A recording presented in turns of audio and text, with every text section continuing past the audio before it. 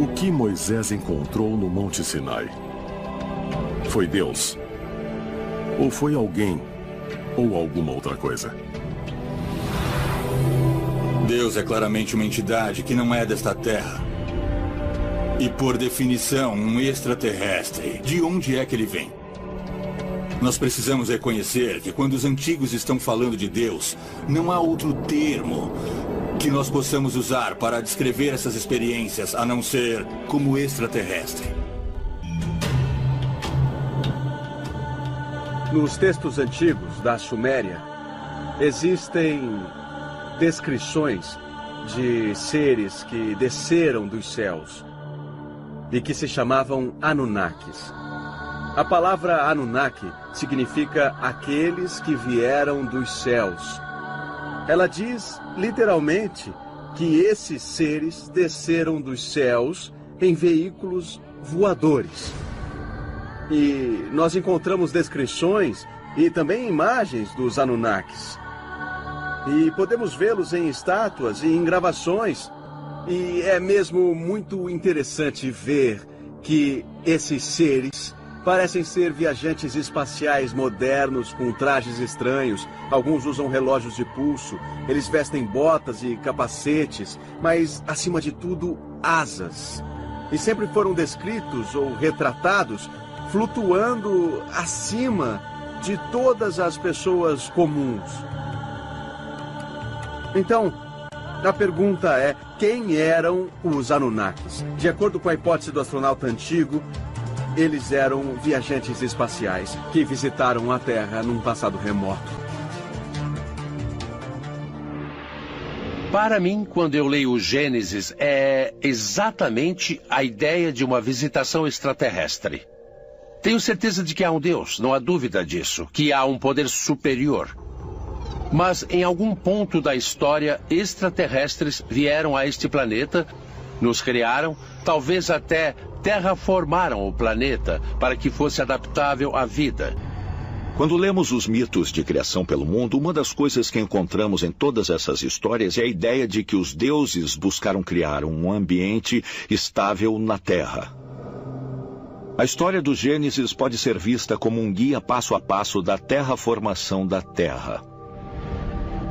No primeiro dia, Deus e os deuses criaram o universo. No segundo dia, os deuses criaram o firmamento. Isso é descrito como uma cúpula ou uma fronteira separando o céu da terra. Depois veio o aparecimento das plantas e dos animais e mais tarde dos seres humanos. Eu sempre disse que a Terra é um planeta de experimentação. É bem possível que os alienígenas decidiram que, com o fim de limpar o planeta, eles precisavam de uma coisa de uma enorme magnitude, como o dilúvio de que a Bíblia fala. O dilúvio teve como fim principalmente erradicar as pessoas que estavam no planeta naquela época. Bom, Deus podia ser um extraterrestre, podia ter criado o dilúvio. É muito possível, é muito provável que, com o fim de erradicar uma espécie que eles podem ter alterado geneticamente e se equivocado, eles precisaram se livrar dela e começar tudo de novo. De fato, Jesus disse, a casa do meu pai tem muitas moradas. E se isso for apenas uma metáfora que sugere que as casas do universo são um conjunto de espécies diferentes, que o universo é fértil em vida e todos pertencemos a isso? Eu cresci ouvindo a minha avó falando sobre alienígenas, sobre Atlântida e todos esses pontos de vista alternativos da história. Essa era a conversa na hora do jantar na minha casa. Isso significa que a criação é ainda mais magnífica do que nos disseram. Porque o divino está permeado através de todo o universo, não só no planeta Terra. Eu acho que é possível que alienígenas antigos tenham visitado o nosso planeta, porque para nós céticos tudo mudou. Por exemplo, nos últimos 12 anos nós olhamos o pequeno caminho do nosso sistema galáctico e até agora encontramos 3.000 planetas. Quando extrapolamos essa possibilidade por todo o sistema galáctico, é estimado que deva haver bilhões de planetas só em nossa galáxia. Então as chances de encontrar vida são extremamente altas. Mas tenho que dizer uma coisa. Se nós podemos ir até lá, por que eles não podem vir até aqui? Precisamos estar abertos para essa possibilidade que a vida neste planeta foi ligada a seres extraterrestres. Por séculos, arqueólogos, teólogos e estudiosos debatem o local e até mesmo a existência do maior de todos os mundos perdidos. O Jardim do Éden da Bíblia. Foi aqui, de acordo com o livro hebraico de Gênesis, que um paraíso uma vez existiu. Um paraíso onde os primeiros seres humanos, Adão e Eva, foram de fato criados por Deus. Quando nós olhamos para o Jardim do Éden, sabemos que há de fato uma descrição física de onde ele era. É dito que 4 rios específicos saíam dele, ou de perto dele. Então podemos de fato procurá-lo. 2 destes rios, os rios Tigre e Eufrates, são bem conhecidos. Eles correm por onde é hoje o Iraque. Os outros 2 rios descritos não são bem conhecidos. Os pesquisadores agora acreditam que o terceiro rio, conhecido como o Rio Karun, atravessa o Irã e se junta ao Eufrates ao norte do Golfo Pérsico. Então, em 2010, imagens de satélite revelaram um rio fóssil, ou um leito seco de rio chamado Wadi Baton, que uma vez fluiu pelo norte da Arábia e também se juntou ao Eufrates. Poderiam esses 2 rios ter sido o local dos rios Pison e Gion? Os rios perdidos mencionados na Bíblia que apontam para a localização real do Jardim do Éden? No livro de Gênesis tem um trecho que diz que 4 rios formam um rio. Então, uma leitura muito atenta indica que quando você junta os 2 rios que estão hoje no Iraque, o Tigre e o Eufrates, com o rio que está no Irã, o Karun, e o rio fóssil na Arábia, você forma um rio, sendo esse o local aproximado ao norte do Golfo Pérsico. E de acordo com a Bíblia, esse único rio corria pelo Jardim do Éden.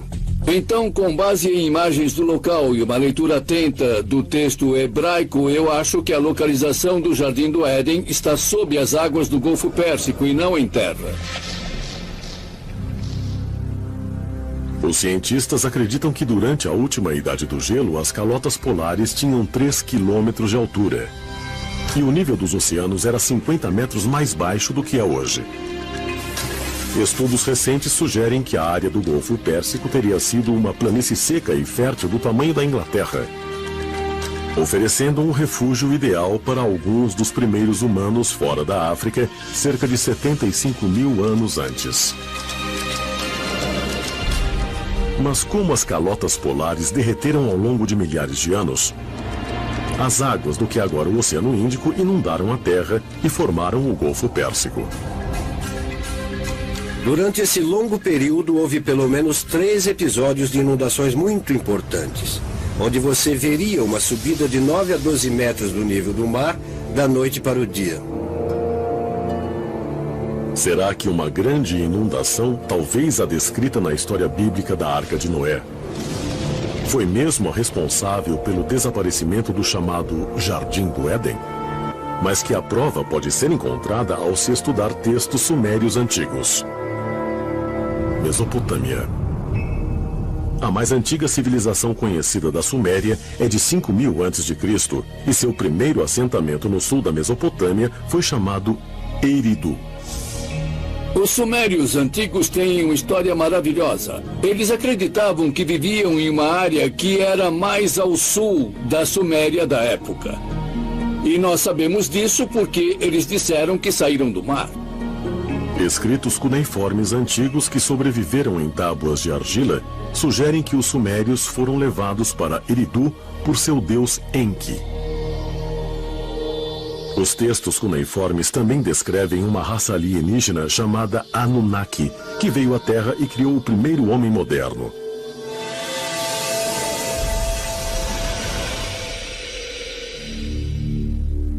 Adão, em sumério ou num sumério bem antigo, significa um pequeno povoado rural.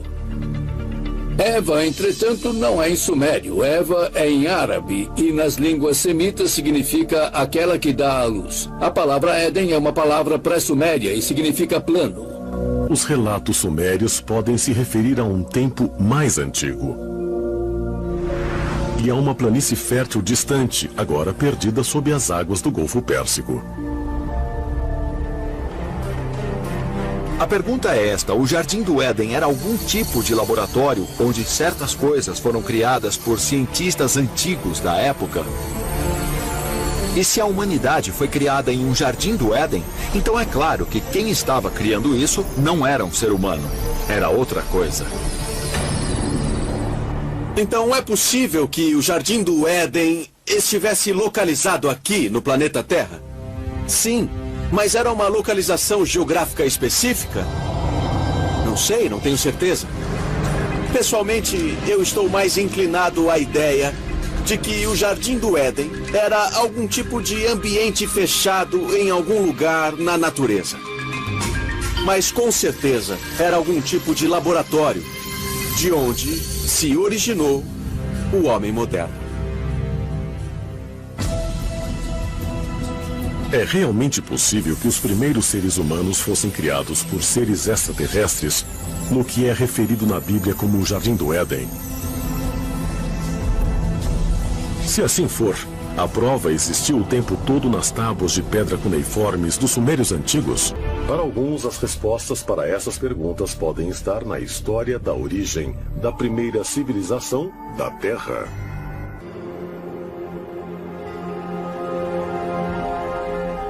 Mossul, Iraque, 1849. Durante a escavação da cidade bíblica de Nínive, uma equipe liderada pelo eminente arqueólogo britânico Austin Henry Layard descobriu as ruínas de Assurbanipal, a antiga biblioteca assíria. Entre as inestimáveis relíquias, Layard encontrou uma série de tábuas em caracteres cuneiformes chamadas Enuma Elish, ou as 7 tábuas da criação. As tábuas são basicamente um texto escrito em colunas de cerca de 20 a 25 centímetros de altura, 15 a 18 centímetros de largura e são feitas de argila. E quando a argila estava quase endurecendo, um escriba usava um estilete para gravar as histórias da nossa existência neste planeta. As 7 tábuas da criação narram a história de um grupo de deuses, os Anunnaki, que vieram do céu para dar origem à raça humana. Os professores, com suas mentes brilhantes, não tinham ideia das viagens espaciais, sem falar nos extraterrestres, e todos eles, sem exceção, fizeram a tradução na crença de que as histórias tratavam do Deus Todo-Poderoso. Nos textos antigos temos, por exemplo, uma palavra como céu. Abrão foi levado para o céu e trazido de volta para a terra. Devíamos trocar a palavra céu pela palavra espaço, para que possa fazer sentido. A partir do que dizem ser uma tradução mais correta desse mito da origem, segundo pesquisadores, os sumérios tinham vários mitos envolvendo o planeta Marte, como o de que os Anunnaki usaram Marte como base para vir para a Terra. E em seguida, os Anunnaki governaram a Terra como deuses extraterrestres. Enquanto a humanidade começava a desenvolver várias civilizações. E um dia, os Anunnaki partiram de volta para o seu planeta. Ou será que não? Seria possível que os deuses Anunnaki dos antigos mitos da criação fossem, na verdade, seres extraterrestres? As antigas escrituras nos dizem, por exemplo, que existem 400 mil espécies humanoides espalhadas por todo o cosmos, em diferentes planetas, sistemas solares e até mesmo dimensões. Mas onde estão esses alienígenas? Hoje, os cientistas de todo o mundo pararam de esperar e estão agindo para encontrar vida extraterrestre inteligente. Será a tecnologia capaz de comprovar o que nossos ancestrais acreditavam milhares de anos atrás? A maioria dos cientistas da NASA concordam que explorações futuras do espaço vão descobrir vida em outros planetas. Mas elas também poderiam revelar provas de que os deuses da antiguidade eram, na verdade, extraterrestres. Os antigos egípcios acreditavam que de Sírius e de Órion vieram seres na forma de humanos, Osíris e Ísis, que incitaram a raça humana. Essa versão combina metaforicamente com o que sabemos de astrofísica. Sabemos que somos produto de estrelas. Somos literalmente feitos de estrelas. Segundo a mitologia egípcia, os deuses desceram do cinturão de estrelas de Órion e de Sírius, a estrela mais brilhante do céu. Sírius e Órion são de grande importância, porque representam Ísis e Osíris, o deus e a deusa de quem a civilização egípcia e, afinal, qualquer civilização humana nasceu. Então, para os antigos egípcios, Osíris era Órion. A constelação era a personificação do grande deus Osíris, que estava sempre acima de nós, nos olhando de cima para baixo e sempre nos julgando. Afinal, era ele a decidir se teríamos a vida eterna ou se seríamos reciclados de volta à massa espiritual para começar tudo de novo. Para os antigos egípcios, era muito claro que Órion se ligava com a criação. Especificamente a criação mágica. Se aceitarmos o que nossos ancestrais diziam, vemos a verdade que Órion representa. E isso tem a ver com a criação mágica. E criação, naquele tempo, se ligava aos deuses. Órion e Osíris eram iguais no Antigo Egito. Os egípcios acreditavam que Osíris iria retornar de Órion um dia. Cada cultura da antiguidade tinha esse conceito de que alguém vai retornar um dia. Ainda esperamos o retorno de alguém.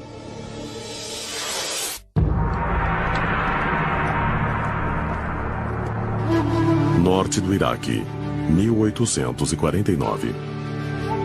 Na margem esquerda do rio Tigre, perto da cidade de Mossul, uma equipe de arqueólogos do British Museum descobre milhares de placas de argila contendo escrita cuneiforme, que eles acreditam terem sido escritas por sacerdotes babilônios no século VII a.C. Entre as placas encontradas estavam duas misteriosas relíquias que se tornaram conhecidas como catálogos babilônicos das estrelas. Segundo traduções do antigo texto, essas placas descrevem o exato movimento de vários corpos celestes, hoje conhecidos como o Zodíaco.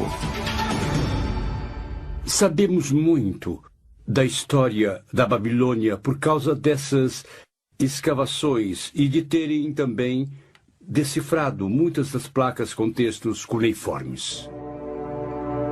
São textos impregnados de uma visão religiosa da vida e, intrínseco à religião deles, estava a devoção a deuses dos planetas e das várias constelações. Isso é o que se chama de religião cósmica. Segundo alguns pesquisadores, as placas de argila são a prova de que a antiga civilização babilônica recebeu conhecimento celeste de viajantes estelares. Os catálogos babilônicos das estrelas são uma interessante coleção de informações com acuradas fórmulas matemáticas, distâncias entre planetas, conhecimentos esotéricos que uma civilização primitiva realmente não poderia ter. Isso levanta a questão de como obtiveram essas informações e para que as utilizaram. Teriam sido dadas a eles por extraterrestres que eles tomaram por deuses?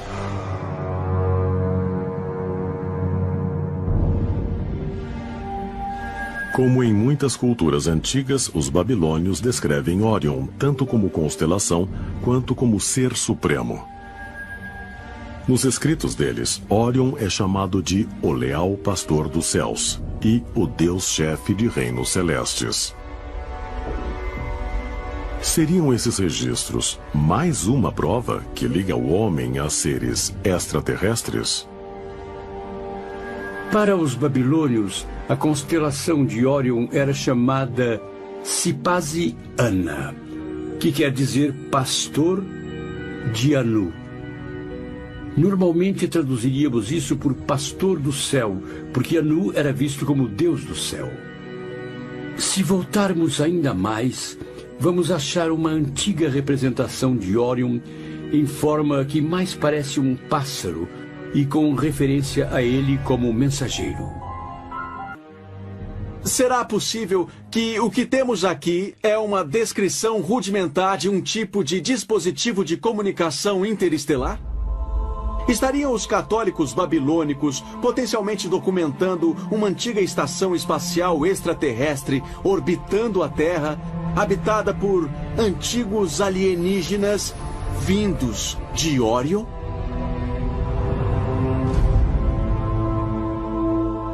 Será possível que os deuses babilônios fossem, na verdade, mensageiros extraterrestres de Órion? Se for assim, poderiam esses visitantes do outro mundo ter criado a humanidade aqui, no crescente fértil, onde a civilização historicamente começou há mais de 5.000 anos? Os babilônios tinham uma forte tradição das origens do ser humano. Havia algumas variações, mas o princípio básico que se acha entre os babilônios é que os deuses queriam dormir muito, queriam comer muito e que ficavam cansados de cuidar da agricultura e de terem de cozinhar. Então criaram um grupo de seres inferiores, os seres humanos, para cuidarem da agricultura e das coisas para eles. Foi na Mesopotâmia que se deu a aurora da civilização. Foi um dos primeiros locais onde os alienígenas vieram para começar a semear a civilização no planeta. E a civilização evoluiu para a Suméria e Babilônica. Se olharmos os hieróglifos sumérios, os hieróglifos egípcios, a história dos maias, se olharmos essas culturas, o que veremos será a mesma história contada de modos diferentes e em linguagem diferente. Os que vieram das estrelas vieram para cá e começaram a civilização humana. Seriam as histórias sobre as origens na versão babilônica, localizada no berço da civilização, a prova cabal de nossa divina ligação com a constelação de Órion? Se for assim, haveria uma razão profunda para as estrelas do cinturão de Órion se localizarem sobre o ventre, o lugar simbolicamente ligado à origem humana? Muitas culturas antigas apontam para o cinturão de Órion como um portal da vida. Os maias, os egípcios e várias culturas diferentes parecem se referir à origem da vida e ao fim da vida sendo transferidas ou passando pelo cinturão de Órion. Haveria um tipo de semeadura da vida aqui na Terra e uma conexão com a constelação de Órion. Parece que havia uma consciência geral nos povos da antiguidade. Um sentido de que Órion estaria no coração de nossa galáxia. A próxima pergunta que nós devemos tentar responder é esta. É possível que esse lugar, que é nascedouro de estrelas, também nos permita estabelecer algum tipo de conexão com outras criaturas inteligentes de fora desse universo? Considerando que a nebulosa de Órion é um nascedouro de estrelas, seria possível o cinturão de Órion literalmente marcar o lugar na galáxia onde a vida da Terra começou? E se viemos de Órion, como sugerem algumas culturas antigas, haveria algum meio de fazer nossos criadores extraterrestres voltarem? Quando se vêem as correlações entre Órion, o que isso parece mostrar é que nós viemos de Órion, é de lá que vieram os extraterrestres. E se nós tivermos de ir a Órion, o que acharíamos lá provavelmente seria um planeta muito, muito similar à Terra. –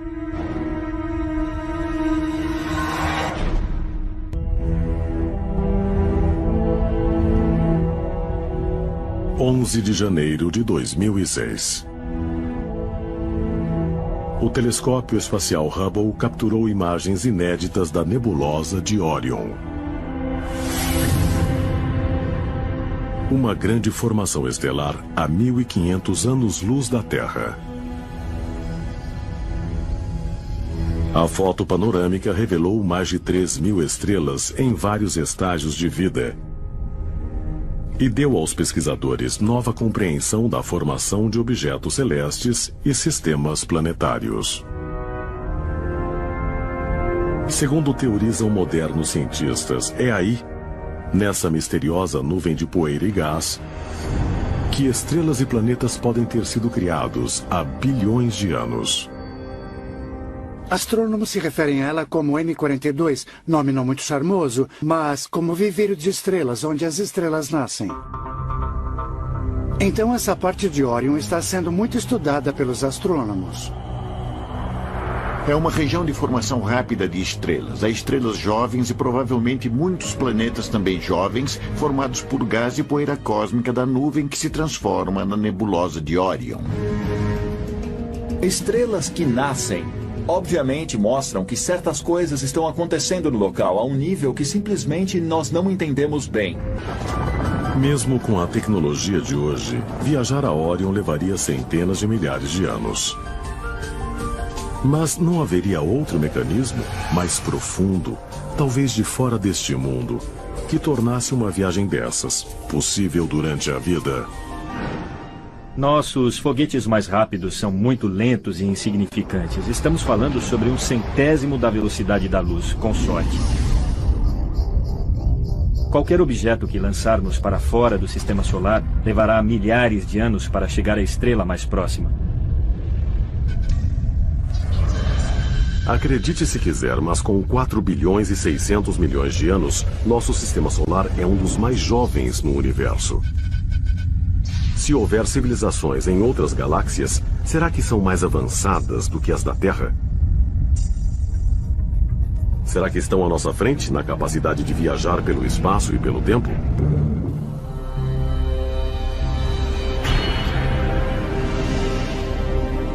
Eu acredito na viagem no tempo. Acho que nada vai ser impossível para nós no futuro. Mesmo o que achamos uma loucura total vai acontecer. O que quer que os humanos venham a pensar, calcular e até fantasiar, um dia vai se tornar realidade. Às vezes eu me pergunto se esses OVNIs não são de viajantes do tempo, da nossa própria espécie do futuro. E se for assim, como chegaremos lá? E o que ou quem vamos encontrar quando chegarmos? Talvez um dia desvendemos o mistério de Orion e revelemos nossa origem celeste por nós mesmos.